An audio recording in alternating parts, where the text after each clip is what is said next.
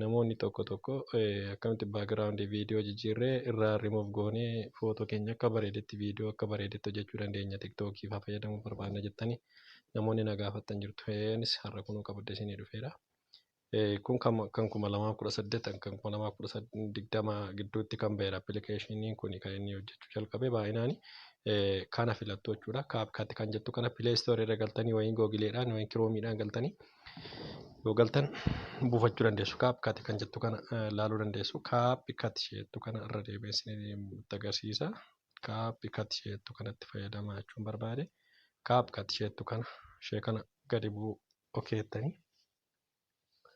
keettanii hawwataan hordofa baay'ee bareedaadha. Isin fayyada fakkeenyaaf warri tiktookii fayyadamtan illee tiktookii kana badaa wannan fayyadamu miti. Isiniin garuu isiniin fayyada, isiniin gargaara. Warri baay'ee alas keessas kan jirtan baay'ee isin gargaara. CapCut kan jettu kana jechuudha. Isaniin booda new project jettu kanarratti okay jettanii booda viidiyoo sana utuu hin taane kan nuyi amma filannu background kan footoo sanarra oolchuu barbaanne filanna jechuudha. Kan footoo sanarra oolchuu barbaanne sana filanna. Maaliif footoo kan irra oolchachuu barbaanne sana filanna jechuudha. Albeema keessa dhufne kan gadi buufanne sana appilikeeshinii barbaanne footoo kan gaaraa ta'u kan bosonaa ta'u kan abbaa barbaanne ammataa keenyaallee yoo ta'e irra godhachuu dandeenya jechuudha. An amma kanan filadhu baay'een isaanii ni jiru. An amma kanan filadhe tulloota gaaraa nama baadiyaa waan taaneef ka baadiyaa jaallanna baay'ee gaaran filadha ammani. Kunoo asitti gaara konchiin filadha.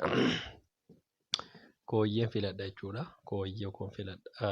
Kooyyeen kun baay'ee bareedaadha. Isa booda akkasitti kooyyee waan hin jaalladhuuf kooyyeen filadhe. Gaara kooyyeen jaalladha waan ta'eef akkasitti naa fideera. Waaw baay'ee bareedaadha. Baay'ee si nama gammachiisa. Akkasitti isinii baasa jechuudha. Footoo amma fideen footoo bakka kanarraan oolcha jechuudha. Bakka kanarraan oolfadha.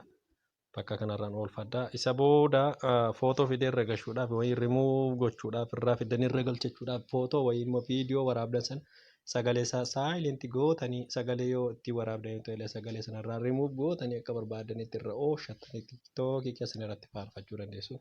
Isa booda jalatti kan argamu overall kan jettu kana tuqxu. Overall erga galtanii add overall jedha. Add overall seeraan hordoftan taanaan irra bu'uu dandeessa. Amma immoo kan filannu viidiyoodha. Background sila filanne irra yaadaan qabdaniittu amma kan nuyi filannu viidiyoo irra oolchachuu barbaanne sana filanna jechuudha. Viidiyoo irra oolchachuu barbaanne sana hin barbaanne as keessa deemne waan waraabnee jiru sana barbaanneeti barbaannee irra oolfanna jechuudha. Irra oolfanna. Kunoo an amma kana waraabe tokko jira. Isan irra oolcha akkuma dingataa isinumatti agarsiisuuf waraabeera. Eshi. Akkasitti fideera naa oolcha. Waaw kunoo gurraachicha Afrikaa fideera naa oolche. Gurraachicha Afrikaa fideera naa oolche. Erga akkasitti fidee booda maal gochuu qabna? Voolumii isaa barbaanne sagalee qaboote akkasitti silent irra goone right jennee deebina. Amma akka background isaa nuu sirrachuu danda'utti harkaan sirreessina. Harkaan sirreessinee booda akkasitti sirreessinee akka nuu ta'uu danda'utti sirreessinee amma immoo eessa dhaqxu asuma jala deemtu toora kana jala argaa jirtu deddeebi'aa jiranatti fakkaata kana jala deemtu remove background isheettu kanarratti takkaa cuqaasu takkaa duwwaa remove background jedha. Kunoo argitanii lakkaa'uu jalqabeera. Waaw iddoo kamitti lakkaa'uu akka jalqabe isinitti agarsiisa. Asitti lakkaa'aa jira jechuudha. Hamma inni lakkaa'ee fixutti takka eegna. Baqqaala kunoo waaw naa tottolchaa jira jechuudha. Naa tottolchaa jira bareechaa jira. Ammasitti aan immoo guddifadhe. Ela kunoo lakkaataan itti bareechee naa fideeru jechuudha. Baay'ee namatti tola dhugaa dubbachuu fi akkasitti kunoo akkasitti bareechee dudduuba keessan background keessan sirreessee isiniif kaa'aa jechuudha. Kunoo akkasittiin haala bareedaadhaan isinii hojjechuu danda'a jechuudha. Akkasitti fayyadamtanii buuftanii immoo erga wannootanii booda background isaa argannee xumuree booda amma naa xumuree jira. Eessarratti wannoo gootu jechuudhaa fi kunoo ishee kanarratti agarsiisee jira jechuudha.